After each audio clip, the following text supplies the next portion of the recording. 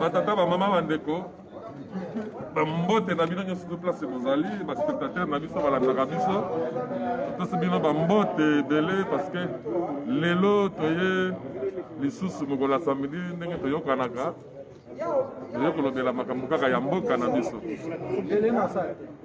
Alors tokodébattre kaka basujet nde todebataka comme d'habitude. omoni lelo toza na matonge baparlementaire baza na mipanzi baza kosolola donc balingaka bayeba sante ya mboka na bango makambo ezoleka ndenge nini makambo ezoleka malamu makambo te ezoleka mabe. On m'a dit qu'il est là, Roger. Il y a un autre pour le Bélanelo. Sujet, il y a les bossons. Tout le Bélastir,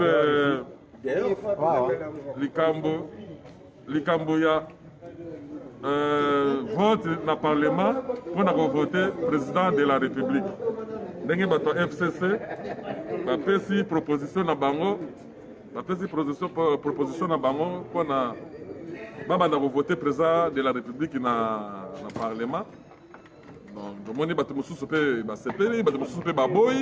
mais la majorité baboyi.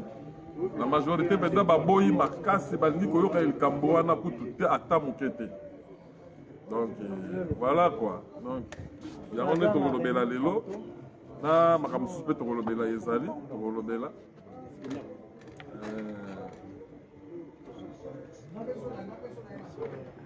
Alors, vous êtes attentifs pour nous Rolanda biso, vous faites la matoi, ceux qui vous savez pas commentaire à malonga, vous savez pas commentaire, place bozali, bah vous avez Rolanda biso, bah messana Rolanda biso, donc c'est bien nous bambote et belé, président, c'est bien nous bambote, place bozali. Donc bah bonjour, bah bonsoir, ça dépend, place bozali. Alors, tozana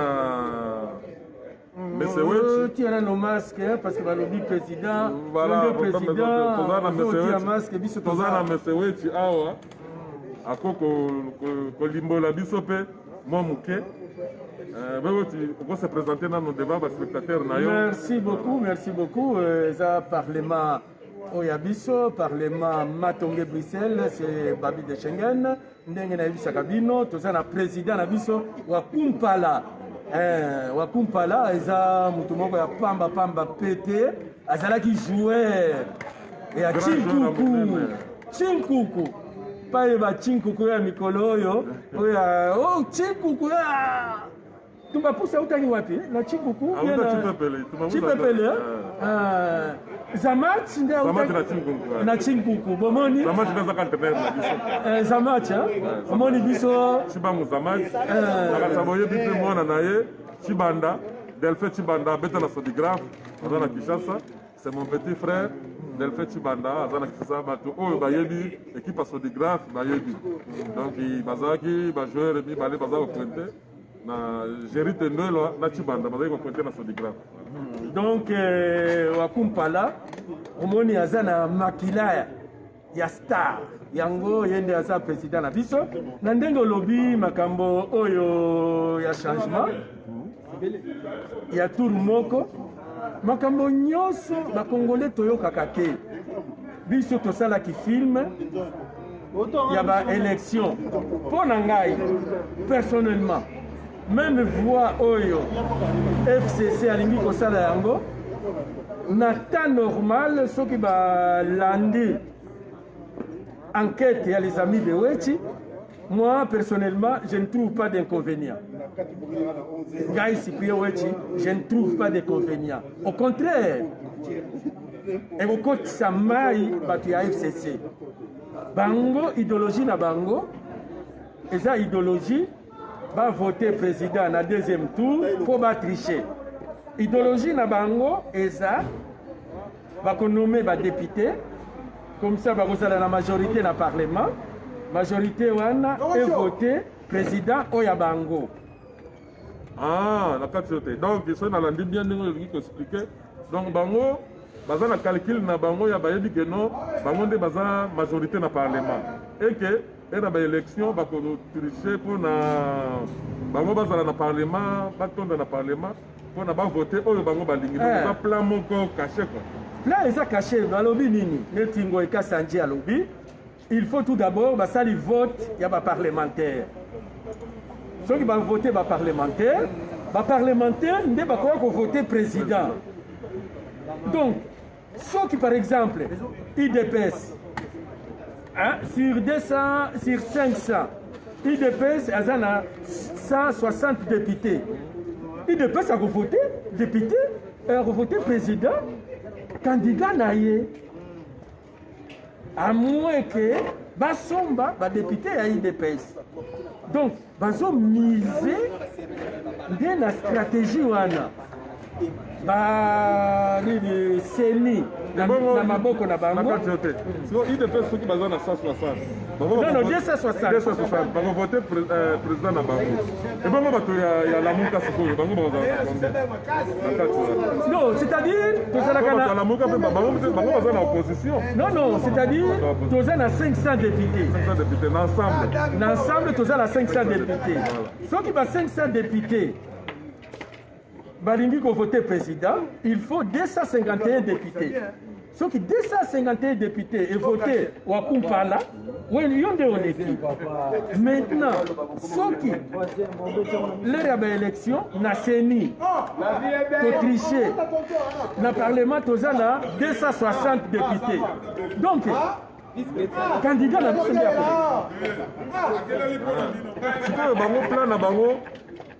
machiavélique oyo eza komonana eza sire mpenza ke non badepute oyo bakozala na parlement bakozala ebele ya bango po tomonaki na constitution basalaki yango batayaki yango sire président oyo azalaka na liboso batayaki mpenza constitution mpenza taye sire mesire ya ex président oyo azalaki liboso mais ntango sikoyo président faci akoti kamoni salaki te reverse makambo bango baza su tranquillité yango nalobi eloko wana ekoya kofrape mpe bango lisusu te na makanisi bango baza nango keno po soko eyeko balukela bango bakozala soki na mesure soki ya kochange lisusu to ndenge nini. Non, c'est-à-dire nalobi stratégie na bango eza couteau à double tranchant eza mbeli ya milo mibale. IDPS azalaki na 12 parlementaires baboyi kovote na cadre ya corruption. Donc bango badindami na donc makanisi na bango ezaka na sur corruption nde yango mpenza bazozelela mpenza. C'est-à-dire banome d'abord banome badepute na bango na niveau ya seni wana mpe bakoki koeshue omoni balingaki kotia ronsard ebeti poto maintenant soki lelo baye kopona président ya seni Paul Sambu bayaki nano na likambo nano ya nani obie minaku wana ezalaki ya parlement tolobi oyo ya seni ya koremplace nanga bayaki na ronsard faci aboyi kobeta signature ebeti poto asupose ke basali lisusu vote Paul Sambu oyo ya IDPS aleki omoni ke calcul na bango ekobeta poto donc bacalcule na bango bazokende nango ce n'est pas sûr que kosimba ce n'est pas sûr kosimba mais tomoni kaka bango moko bato ya FCC lisusu kaka bango mpo Ngoi Kasandi aza mpenza moto ya FCC ye moto apesaki abimisaki na likambo wana alekaki na media alobeli yango mais tomoni kaka bango kaka bango bato ya FCC bango mosusu balisusu mpona kodementir lisusu ezalaki ballon d'essai eza système ya polisi ya méchant na ya gentil baza na système wana polisi ya méchant na polisi ya gentil méchant nde batindi Ngoi Kasandi gentil aye kokalme et puis bakotinda lisusu méchant mosusu et puis bon sikoyo président ye moko moto aza na ngwende ye moto aza na volant est-ce que ye président likambo yango ye akondima kosepela likambo ya eloko wana eleka non na parlement ekoki koleka il faut maintenant peuple de telema jour balingi kosala réunion peuple eke na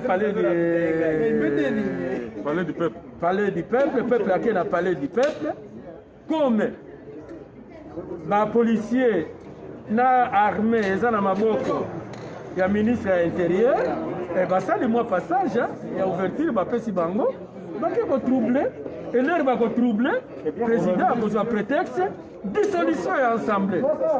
Donc ekosalama ndenge esalamaki na 2015 mpo na 2015 mpe esalamaki balingaki bavote loi na sénat mpona keno bachange soki nani bachange loi moko na kati ya sénat kuna tomonaki peuple atombokaki tomonaki président ya sénat oyo azalaki ex président nani kengo boyaki atelemelaki non à la différence près les Rwanda bazalaki na commandement ya bango aussi bango bazali na commandement ya makambo nyonso ezalaki na maboko na bango esimbaki te. Maintenant mpona lelo commandement ya armée eza na maboko na bango te. Maintenant armée eprotégeaki bango. Maintenant lelo soki peuple ye armée eza na maboko ya opposition bapesi mwa passage bakoti kuna basali trouble ekoki kopesa prétexte na président abalaye directement assemblée dissolution. Donc projet wana ekoki komema na dissolution ya assemblée. Donc eza kaka na avantage.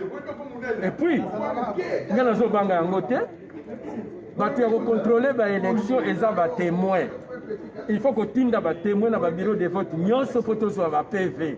Soki totindi batémoin na babiro de vote nyonso tokozwa na bapv mpe baoyo baza na parlement peuple ya kovote bango lisusu te. Donc nakanisa peuple place ozali boyoki ndenge veoki aexplike wana peuple motu oza na pouvoir na minute oyo peuple pouvoir eza na maboko ya peuple botika distraction peuple kozala kovanda na distraction te kolandaka bapoliticien parce que bapoliticien baye na makanisi ya mabe bapoliticien baza mpenza na makanisi ya mabe mpo na peuple fongola miso po bapoliticien wana bazoya mpo na intere na bino te bazoya mpo na baintere na bango personnel yango na bazomema bino na mbutu na badistraction bolandaka bango bosalaka boye makambo ya pambala botala makambo oyo esengeli mpo na avantage na bino peuple fongola miso toza koloba mikolo miso peuple fongola miso bino moko bomoni bato ya fcc bamakanisi baza na yango baza na makanisi ya malamu te balingi kobongisa mboka wana te balingi mboka wana ebonga te balingi bobonga te ntango mboka ezobonga te bino peuple bobanda kolelaka kaka mikolo nyonso te. Donc nakanisa boyoki toza so na likambo so ya koloba te donc makambo nyonso eza na maboko na bino peuple. Bon nakanisa tokoleka wana veosi tokotabe wana kaka te peuple nakanisa sa fongoli misu place azali peuple na biso. Et puis maintenant il faut ministre koloba mpo kopesa neno conseil na peuple balo. Non conseil eza te likambo oyo sénateur Ngoïka Sanji aye nango epesi possibilité ya kodissoudre assemblée. Assemblée bakodissoudre yango ndenge nini jour bakofixe na ordre du jour ke bakotraite sujet wana peuple ebimi libanda. Alors ministère ya intérieur comme ye nde azogere police apesi bango passage parce que police eza lisusu na maboko ya FCCT passage bake kosala trouble na parlement lere trouble ekozala le président akozwa prétexte ya kodissoudre assemblée tokende na bavote parce que assemblée wana le souverain premier qui est le peuple aboyi bango. Donc peut-être Ngoïka Sanji azobeta baboule ya mungulukiaka. C'est ça.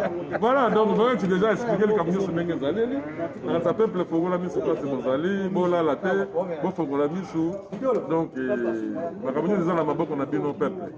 Voilà toleka wana tomoni mpe distraction susu monene oyo ezosala tolobelaka sur distraction na mboka na biso tomoni na lamuka kuna opesi mbwa boyi tokomi mbwa simbwa donc tozoyeba te nini tomoni bango moko bato ya lamuka bakomi soki kosala na kuna ekomi lokola makambo ya tribalisme bakomi kosala nango kaka bango na kati ya lamuka au sein de lamuka bakomi kodeside mosusu oyo na mokebai tolobelaki yango tufa passe ya makila egangaki banini tomoni eza susu bien te okolobela nini likambo non c'est-à-dire eza la pauvreté bokabwane koti kuna na kati la pauvreté Kinshasa eza l'art bato baza lisusu na l'art te il faut kocréer kaka badie babengaka yango rando soki rando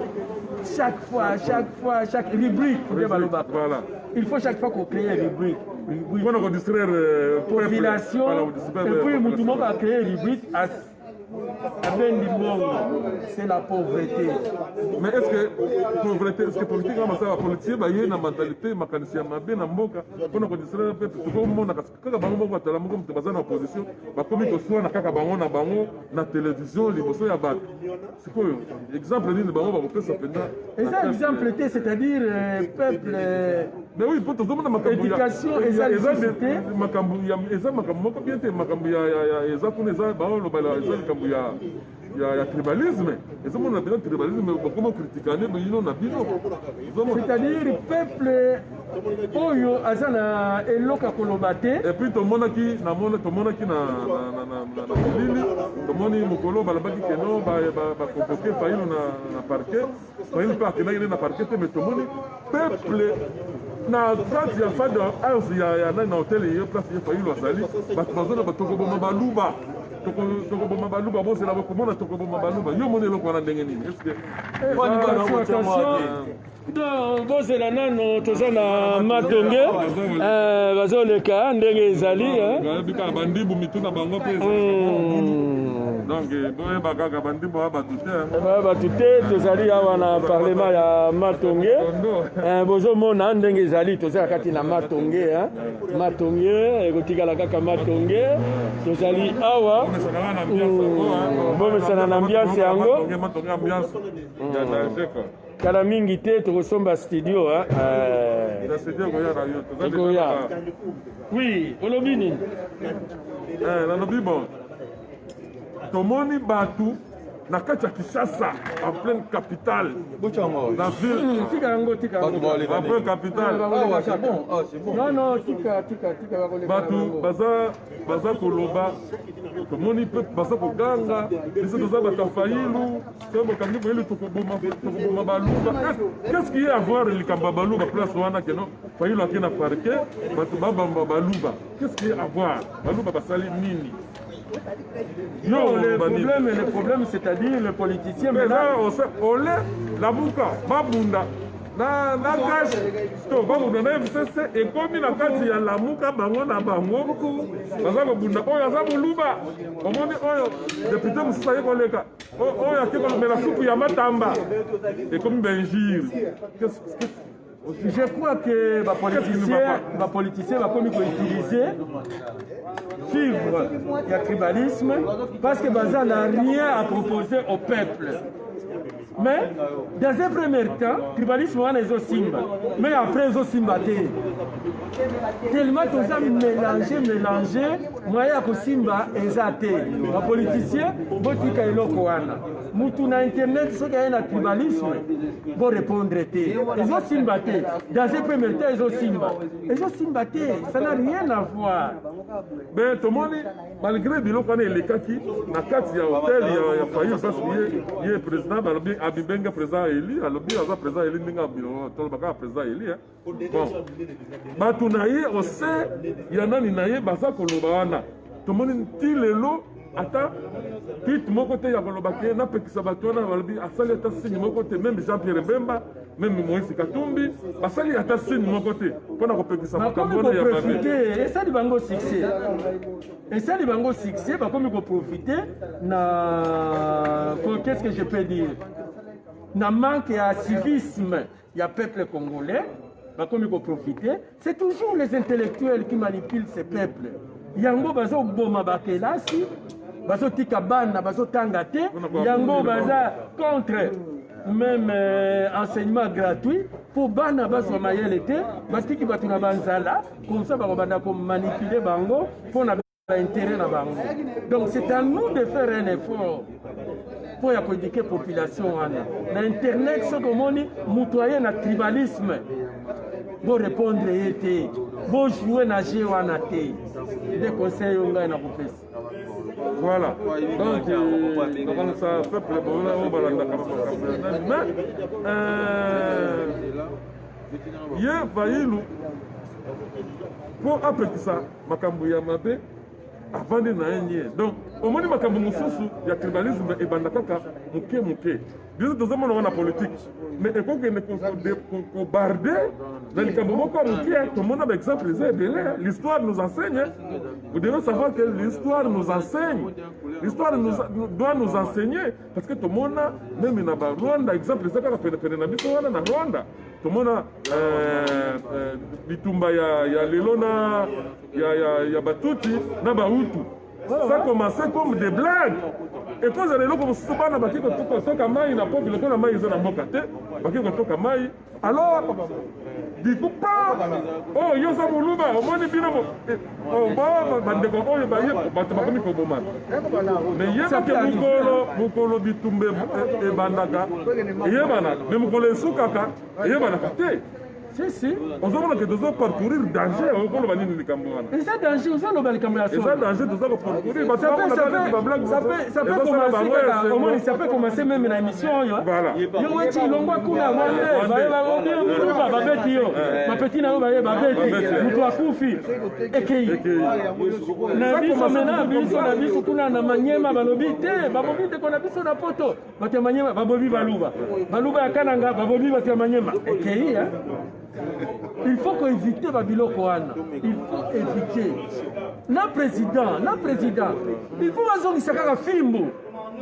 Tribalisme, Fimbo. Kobiso tokola esika moko biso nyoso banda kala des années tokola na côté à gouvernement pourquoi silence na côté à gouvernement pourquoi c'est silence na côté à gouvernement il fallait que mutu aleki na internet alobi makambo ya tribalisme muluba afingi Muluba afingi bati ya bandundu bakangiye inquiété non tozomona baza ko inquiété oyo afungi muluba bakangiye oyo afungi Muswahili bakangiye. Pourquoi ce silence? Voilà, donc c'est vraiment à déplorer le tribalisme tout le monde a flamme dans mon cannabis. On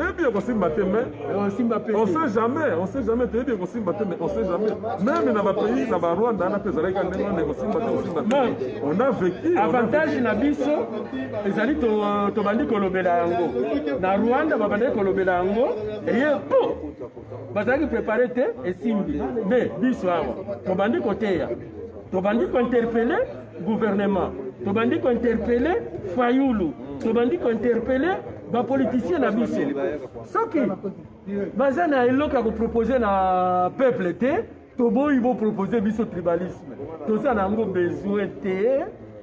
To ça nango besoin te. Il faut maintenant bakanga, bazwa loi.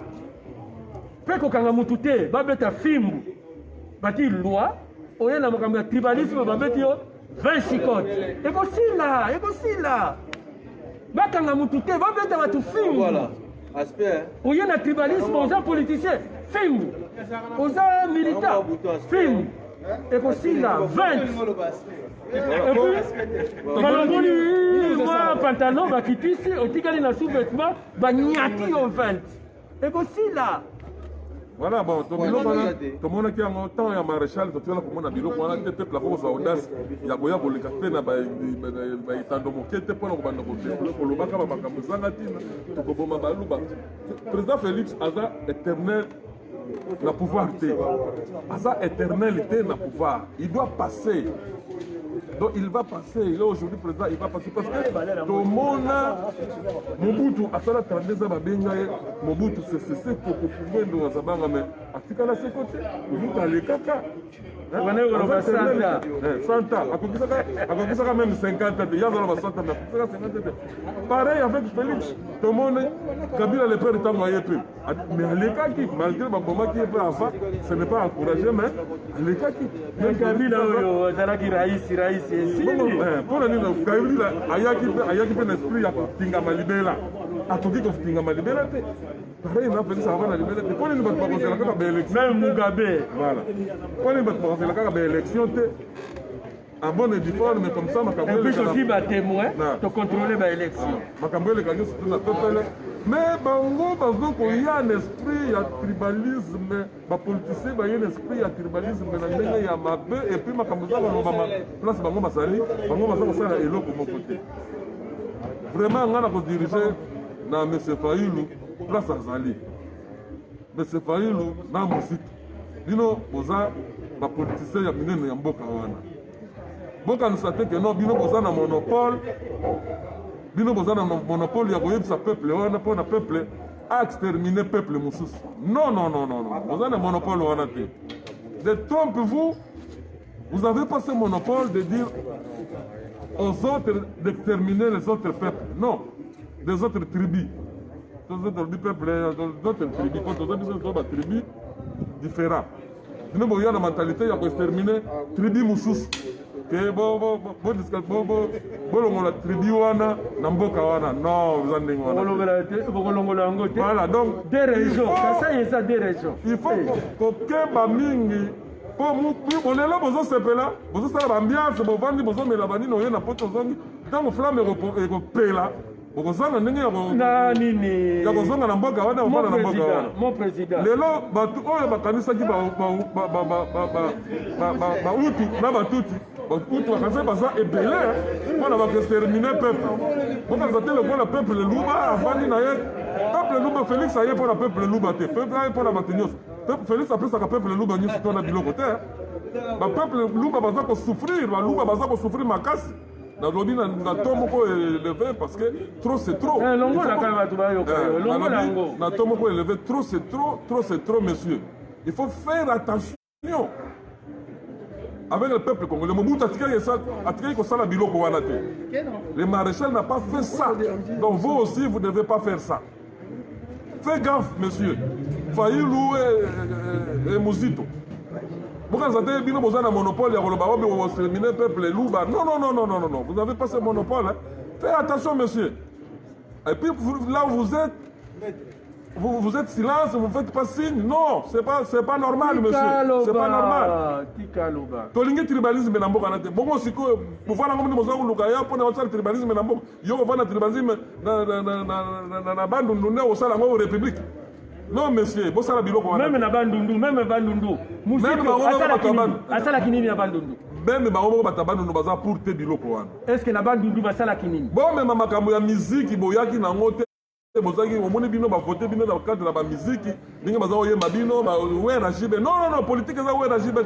République aneza ya wera jibe te. Boyaki na ngoba o to ko boma o to wena za makambo ba musique, monsieur.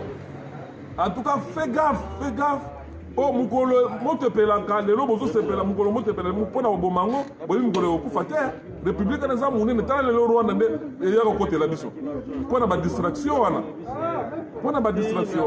donc na kasala soki wana place bozali bokolanda cassette oyo monsieur vous devez savoir que non vous n'avez pas ce monopole d'intoxiquer les autres pour pas que ne bomba ba exterminer peuple mosusu non plus jamais ça. Plus jamais ça, monsieur, plus jamais ça. Nous autres, nous avons connu ça. Dis-nous, donc, nous avons de la mboka. Je ne sais pas que c'est politique, nous avons de la mboka. Mais nous avons beaucoup de dérouter. Merci beaucoup. On a appuyé le président Nanga, on a appuyé le président Kumpala. Mobutu a salé 32 ans. A salé kinini na Équateur. Mais l'Équateur va souffrir. Il y a une musique, on a papa Lizenga. Basala qui 5 ans. Basala nini na Équateur. Et na nini na Bandu. Batu bazo souffrir. Les batu bazo souffrir. Kasai. Ce n'est pas Félix comme le long président. Batu bazo souffrir. Batu baouti Angola. Bazo souffrir. Les Kasai souffrent. Est-ce que Maï est là Kasai et na Mbujimai? Électricité est là na Mbujimai. Est-ce que Miba makambo wana tovanda ndenge tobande kovanda na biso calme na bampiaka na biso me tozala na paix morale epai ya mobutu tozalaki na bampiaka na biso me tozalaki na kimia makambo oyo toboyi yango yango tokosenga na bato borepondaka lisusu bamessage ya tribalisme na net te bango moko bakolenga nga na suki wana. Donc voilà nakanisa fo place bazali bayoki biso tokoumela wana te tokomi na suka tokomi na suka ya émission na biso nayebi te okoloba nini lisusu non tokomi na suka distraction ezali nde na este. Voilà donc botala makambo eza voilà makambo tala makambo eza na est kuna bazoboma bato de jour au nuit on est en train de tuer les gens bolobela makambo kolobela yango wana makambo pashe nango yango wana bolobela yango bato baza kokufa na este bato baza tranquille te mababulu eza na este bolobela yango bokende osilisa bababulu eza na este gaulois eza kaka te baélection distraction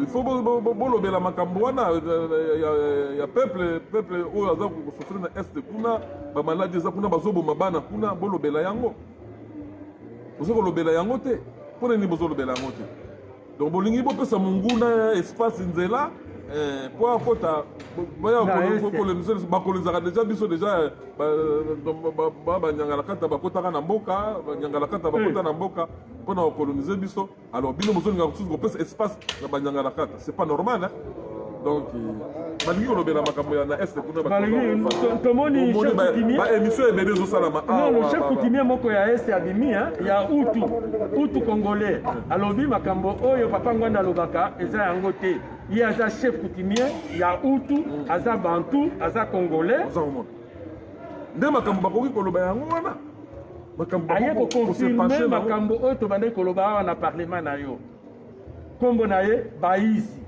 Baize, c'est-à-dire Baizi, aza chef coutumier na côté ya Rutshuru, ya lobi ba papa na ye bazalaki wana, aza congolais Hutu.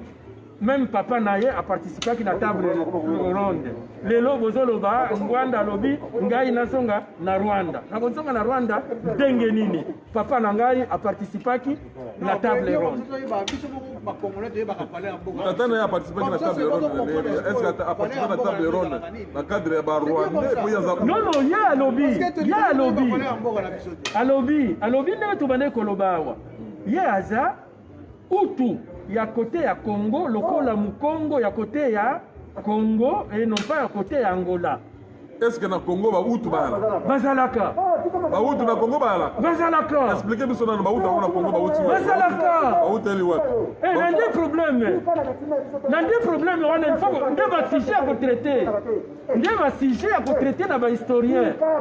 Toza ko mona ba parlementaire baza ko boya avec tinga ba Hutu baza na Congo. Nini? Parlementaire baza ko s'opposer. Nde yango mozo mona ambiance. Yaka wa papa zuwa kiti ya usala. Bautu bazali. La télévision, ya expliquer balanda yo. Maintenant ngai na lingi ko poser une question. Bisukwiro a participé à la table ronde Bisukwiro. Un Lumumbiste, premier ministre ya commerce na gouvernement ya Lumumba. Ya Lumumba. Azat Hutu. Ayaki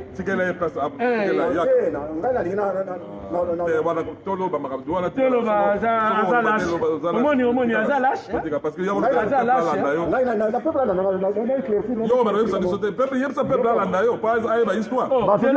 yaka kovanda wanga naluka kiti na ajuste vanda wana oyo azali parlementaire na biso kele kotia kiti wana na vanda ye aza kosoppose na likambo oyo nde weti aza kolobela ya bahutu bazala na mboka na biso ya Congo meme biso nga mpongo naza président mpe nayebi likambo wana te yo okoloba ndenge nini ndenge mpe weti aza koloba likambo ya bahutu na Congo boyebisa mpe peni aza kolanda mpona koyeba ke se présente na ndenge komona ngai Paulo nalobi boye likambo vyo we chalobi concernant ba uti na mboka na biso pona ko répertorier betini ya mboka na biso tovandi na Belgique ye moka kende kuna na musée ya Tervuren ela na Congo na mboka na biso na Congo toza na 450 ethnies tous les 450 ethnies toza na uti te toza na tusi te toza na tuwa te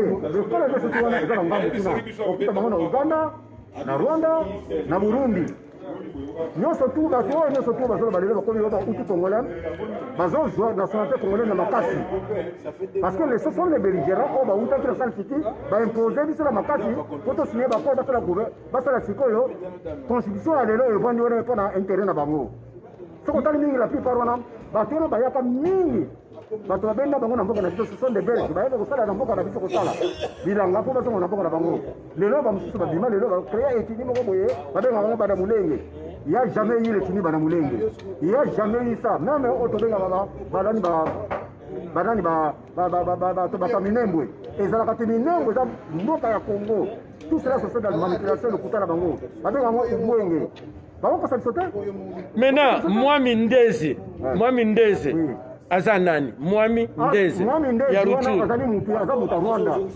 azali congolais te congolais ndenge bazala na mboka na biso kei babembe bazali bafururo bazali bandande bazali soko totuni kuna bamwami na biso bakolakisa bango ke oyo ndeko na biso bayebi bango yango wana bato wana basala siko ndenge nini bazoboma tu bachef kutimi na biso mpo nini po baremplacaka siko baya bango Mwami Ndeze aza chef coutumier ya Rutshuru tika Paulo a expliqué le cas peuple azolanda kosa biso te nena bango bandeko bakolanda yango po baza mosika na bazolanda yo histoire ya mboka na biso tokoboya yango te bakobosana mpe histoire na mboka na biso te bakokoimpose biso ekola moko te la preuve en est que tala kaka tipe oyo mwana mobali oyo mwana mwasi oyo ayaki na Laurent Désiré Kabila alobi kaza lipasa ya Kabila Jeannette aya wana kila aleka na parlement alobi azokoimpose bacongolais tobakisa cinquième langue so lingo impose biso tobakisa sikoto ekiti na Rwanda na mboka na biso c'est du mensonge tala wana ya mensonge wana babengaka bwenge bokondima yango te bacongolais bokondima yango te na mboka na biso toza na 450 ethnies tozala soki okende na Kasai okuta na Kasai basonge bali na kota basonge batakabinda okuta baitidi kempe ezalaka wana so okende bandundu okende na kovuka toka okuta bayaka bali batakasongundu bali bayaka okekuna ndenge moko okekuna na Equateur okuta bangala so bangala okuta bamongo bana kati bekonda okuta pe susu balokele badani batetela okuta bango na kota maniamba na sekuna kota Kasai. Donc tout cela, l'école de la biso, 450, aucune école de la boca de la biso, où il y a tout ici, ou bien où tout est dans la famille. Mais Paolo, Zela, Paolo, tu vas na sabatu balanyo mais tomoni yo lobi que non toza na banani te mais tomona rappel na ba frontalier na biso toza quand même na 9 frontières na mboka na biso tomona ba Congo mususu baza na Congo Brazzaville ba Congo mususu baza na Kinshasa tomona ba Congo mususu baza na Angola ba Congo mususu baza na nizala pays différents pona nini kaka na ba Rwanda te kaka izo salama na ba Angola wana bondimi mais na Rwanda bono bozondima bon na répondre très intelligemment pour la comprendre tozala histoire moko tobengaka histoire ya oyo ya empire Congo na biso explique ça brièvement empire Congo na biso empire Congo na biso elongwe na Congo na biso tobenga Congo central oyo ya biso Congo na biso République démocratique du Congo eketi na Angola mpandi obimana ti ekendeki na Gabon ti na Cameroun empire Congo biso na ba Rwandais soko tali ba Rwandais oyo biso tokabula makila na bango ce sont des ba Rwandais tobenga basalili ke ba Rwandais oyo benga batuwa ba ekolo wana batuwa okuta bango même kota bisangani ozo comprendre donc ça dit que batuwa na bazali batuwa tobiso kabula bango makila mosusu okuta bango na Sud-Soudan kaka moko na tokata donc c'est-à-dire que biso na ba Rwandais ozomona wana oyo tobenga ba Rwandais oyo badimi mpa na biso oyo tolobaka ba néolithique bauti na Europe na Afrique de l'Est bakota Somalie baérythrée bauti na se bakutuki lelo owuli yango basali bango na mosusu bamisage na brassage ya l'armée na biso bilongo yango tozomona wana c'est pas nos frères ce sont des occupants ngai nalobi olobi très bien wana ezalaki empire Congo maintenant bango mpe bazalaki na empire ya Rwanda, empire rwandais. Balobi Goma, Rutshuru, Masisi ezalaki na empire na bango. Nde Léopold II azwaki apesi biso na bautu baza babantu landa interview ya ancien premier ministre rwandais. Alors, c'est nous, les Congolais, les Rwandais, nous devons devoir vivre sur la Congo, la vous comprenez? Bango, tout pays, nous avons et dans la colonie allemande à l'époque. Maintenant, la Belgique, quand on a fait la guerre. Vous comprenez? Donc, c'est-à-dire que c'est les Belges qui partaient les chercher là-bas pour venir cultiver au Congo, va travailler dans la mine. Il y a des choses dans la Katanga, qui la Colombie. C'était comme ça. L'image est allée aussi. Pourquoi vous voulez pour cette histoire? Maintenant, pas changer l'histoire. Maintenant, le Bakataki, Goma, Rutshuru, Masisi, et ça va anglais, Balma, na Babel. Maintenant, histoire wana, ezali awana terviren. Balobi, Bautu, na Batusi, oyo ya côté ya Congo. Il faut bomper sa bango nationalité. Non. Mon groupe, je vais expliquer. Ah, vous voulez pas débat, voilà, ça c'est le débat intellectuel. Intellectuel, pas la tribalisme. Donc, il pas au lot, intellectuel pour les la Belgique. Voilà, j'explique. Très bien. Le président Mobutu, les années, je pense que c'est à l'influence, il y a chef de cabinet du saignement de Rwanda à l'époque. Du saignement de Rwanda et de Teki. Du saignement de Rwanda, venir réfugier au Congo, étudier au Congo, il viendra à la vie de Mobutu de donner la place, il y a la ligne d'été de cabinet. C'est lui qui a Mobutu à faire Nengenini, le bâtiment n'a pas vendu, on a la photo, on a tout ça. On va faire sa photo et vous travaillez dans le Congo, à tout pour reconnaître le Bango. Na 72. Entre 72 71. Après maintenant, 71. Après maintenant, 10 ans après, on allait dans Zaïre. La la 85, non. La santé, on va faire comme ça. Et dans la fin,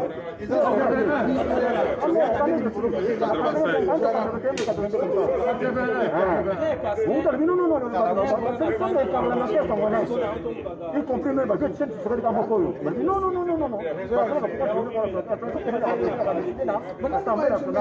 Et puis ça m'a individuellement collectif.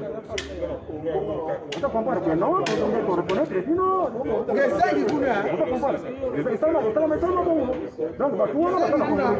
est-ce qu'elle a pu me poser question? C'est-à-dire à partir de ce moment-là,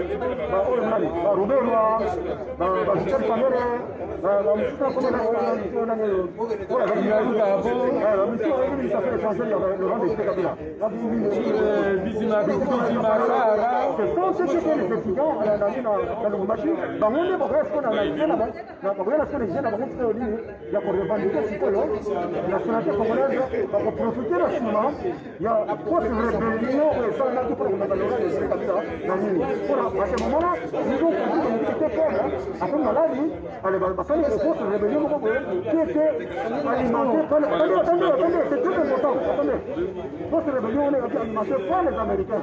Je dis pas pour les Rwandais, les Américains, c'est-à-dire qu'ils ont commencé à dire que au moment où après le débat, nous le terrain, le terrain était vide maintenant. Qu'est-ce qu'il fallait maintenant? Il fallait l'objectif était d'attaquer le Congo. Pour tuer les ressources du Congo. C'était l'objectif. C'est pas limite, c'est même la Chalonana.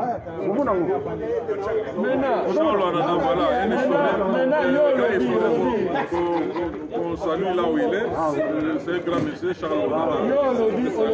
Période ya Mobutu. Ngai natiki période ya Mobutu. Nake na période ya Kasavubu. Chef coutumier ya Rutshuru. Mwani Ndezi. Hutu. Asa Hutu Rwandais ou bien Hutu Congolais.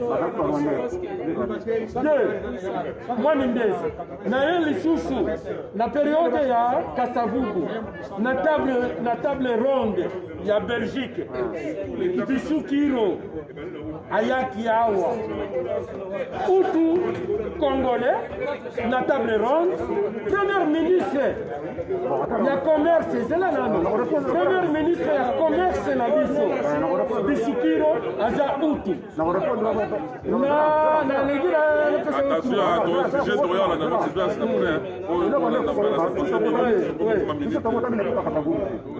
kasi na position c'est l'histoire. Mais la histoire, totangi yango. Topota na kwa kama mtu na histoire totangi yango. Yona kwa babu. Yona kwa babu. À l'époque oyo tango basali dans toute indépendance. Le premier ministre, Lumumba, qui a été désigné comme premier ministre après l'indépendance,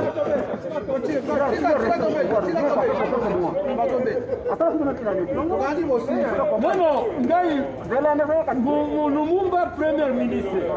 Ministre na économie à Salaki. Bon, on a moni, tokoya ko sala sujet mbala sima parce que tout le monde est ministre de ce comme na suka. Tokoya ko bo garanté bon, o ils a pas olo. Mercredi,